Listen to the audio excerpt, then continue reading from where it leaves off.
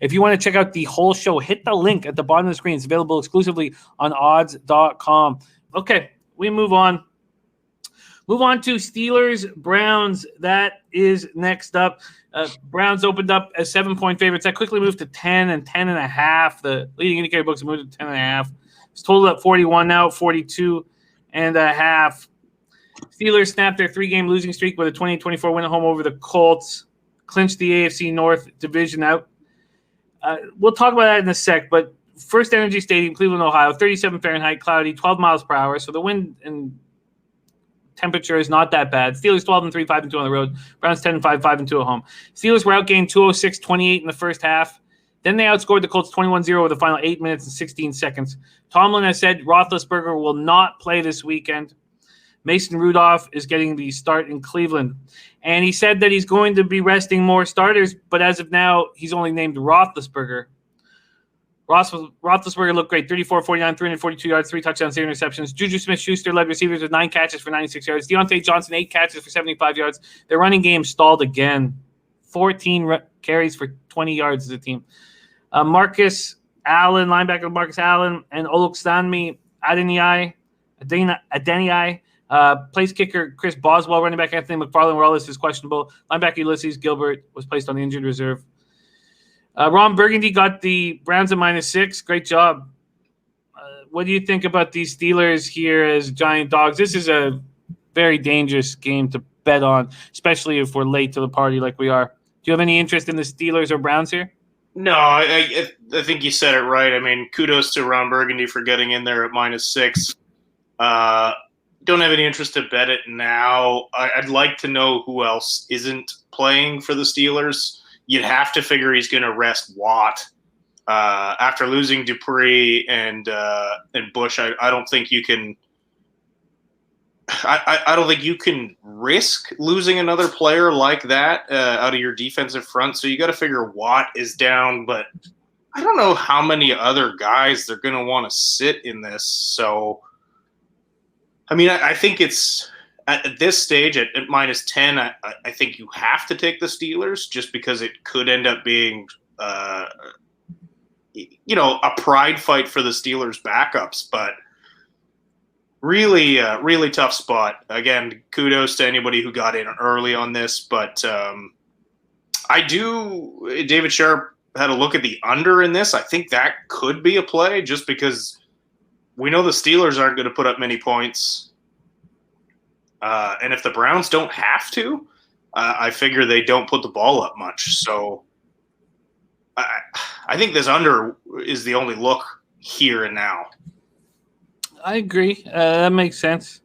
Dan Kelly says they say Wyatt Teller will play. Let's go over everything. Browns coming off 23-16 loss to the Jets. Baker Mayfield 28-53, 285 yards, 0 touchdowns, 0 interceptions, playing without his top 4 receivers due to COVID issues. He fumbled the ball 3 times, losing 2. He was very hard on himself after the game. Austin Hooper, tight end, led receivers with 7 catches for 71 yards.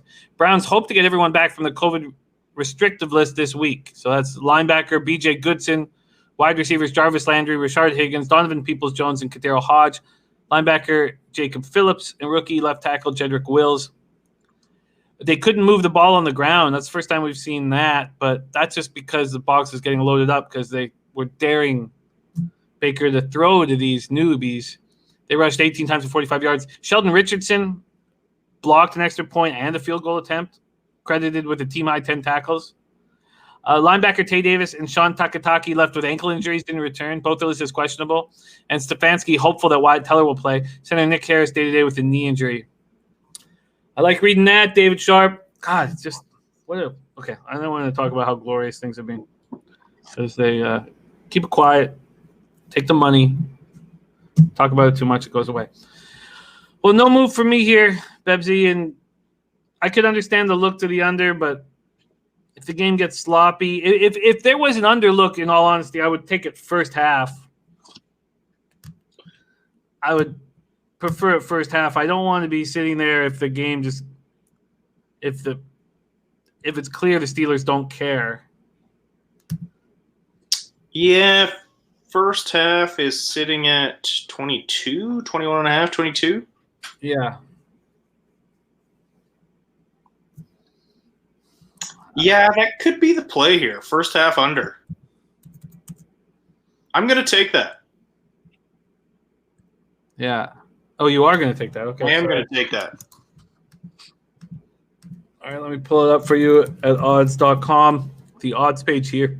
See what we are dealing with. Here we go. We want a first half total. And let's go. All right. Wow. Let's see if they're not very good. You're getting – but I guess we have the Bet365 is giving you 22 at minus 120 because BetMGM is giving you 21.5 at minus 120. And BetRivers is giving you 21.5 at minus 117. So let me just get Circa up here and see if they can do anything with this here. Let's go. Here we go. Circa Sports, Nevada, Colorado. We'll bet in Colorado. And here we go. Okay. Football. We're going to look for a first half here in this Browns Steelers spot. And it is 21.5 as well. So, yeah, I get it. Okay. I think that makes sense. First half under 22 at minus 120 at Bet365 for Bebsy. And I think this makes sense. I expect to be coming with you here. Again, I don't want to have too much action, but I expect to be coming with you here. No, it's going to be a I don't know. I'm probably going to stick with my props this week just because that's all that's been working for me lately. And again, it's hard to have a ton of action in week 17.